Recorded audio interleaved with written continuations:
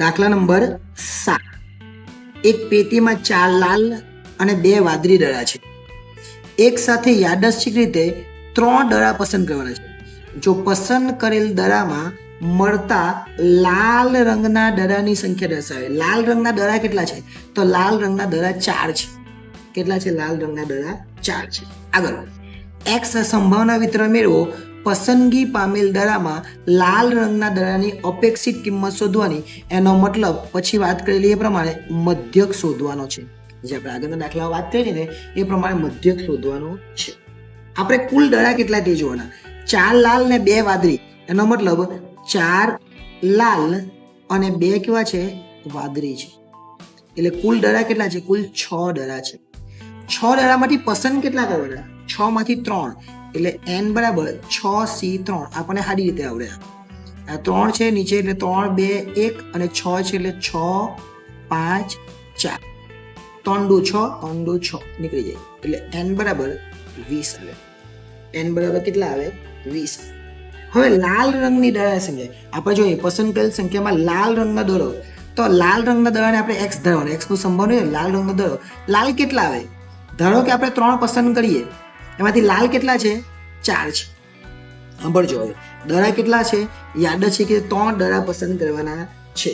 હવે એવું બને કે 3 દડા પસંદ કરવા તો લાલ 0 આવે એવું બને કોઈ દિવસ?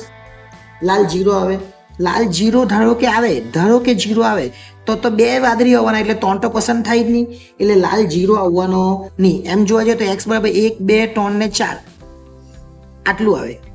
x બરાબર 1 2 3 4. લાલ 4 છે, બરાબર ને? પણ આપણે પસંદ કેટલા કરવાના?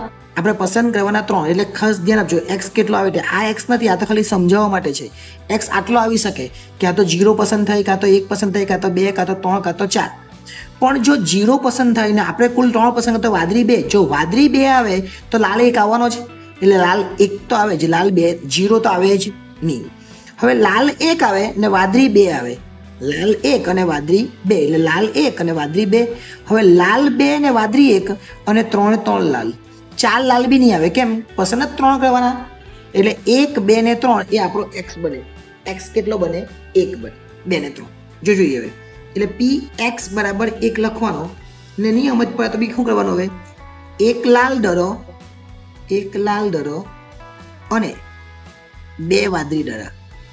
2 વાદળી દડા. 0 લાલ તો આવે જ નહીં અને 0 લાલ કરીએ બી તો બી દાખલો થવાનો નથી. એટલે 1 લાલ એટલે લાલ કેટલા? 4. એટલે લાલ 4 એટલે 4c1. 4 માંથી 1 અને એટલે ગુણાકાર. વાદળી કેટલા? 2. વાદળી 2 છે એટલે 2c2 અને છેદમાં કુલ કેટલા? તો કુલ 6c3 છે. એટલે n લખી દે તો બી ચાલે ડાયરેક્ટ, અથવા 6c3 લખે તો બી ચાલે.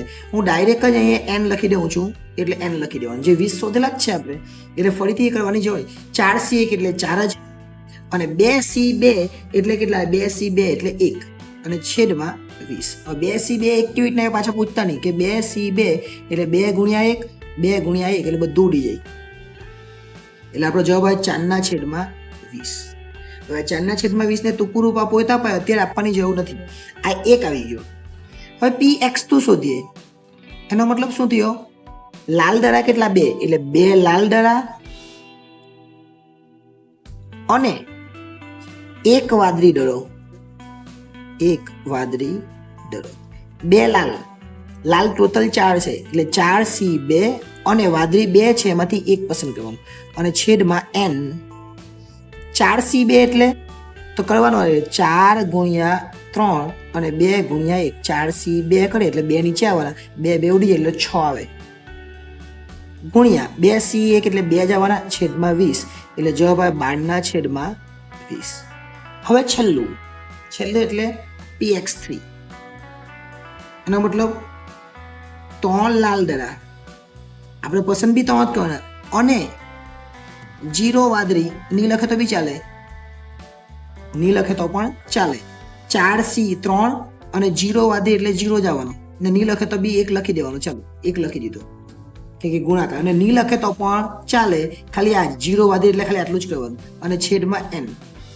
4c3 3 એટલે 3 ગુણ્યા 2 ગુણ્યા 1 અને 4 પદ ઉપર લખવાનું. 4 3 લખવાનું.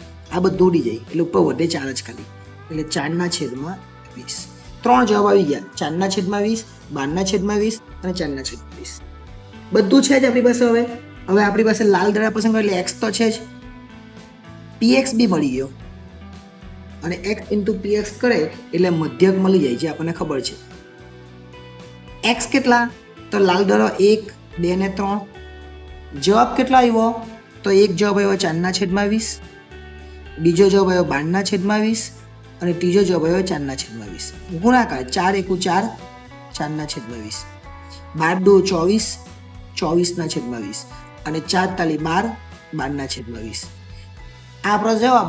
ખાલી સરવાળો કરી દેવાનો. સરવાળો એટલે છેદમાં તો 20 આવે છે અને ઉપરનો સરવાળો 12 ને 16 અથવા 28, 28 ને 30, 30 ને 40 એટલે 40/20 એ આપણો જવાબ. અને આ રીતે નહીં કરવું હોય તો લખી દેવાનું મધ્યક અથવા જે પૂછેલું છે તે અપેક્ષિત કિંમત બરાબર x ઇન્ટુ px. અને આ જે છે તે લખી દેવાનું 4/20 વત્તા 24/20 વત્તા 12/20 અને છેદમાં તો 20 છે જ, ઉપર બધાનો સરવાળો 4, 24, 12 એટલે કે 40/20 અને 40/20 કરે તો 2 જવાબ આવે. અને આ આપણો છેલ્લો જવાબ કહેવાય. જે આપણને અપેક્ષિત કિંમત માંગેલી છે એ આપણો છેલ્લો જવાબ કેટલો આવે? 2 આવે. એટલે આ પણ ખૂબ સરળ દાખલો, તો એકદમ ઇઝી દાખલો છે, સમજાય એવો દાખલો છે.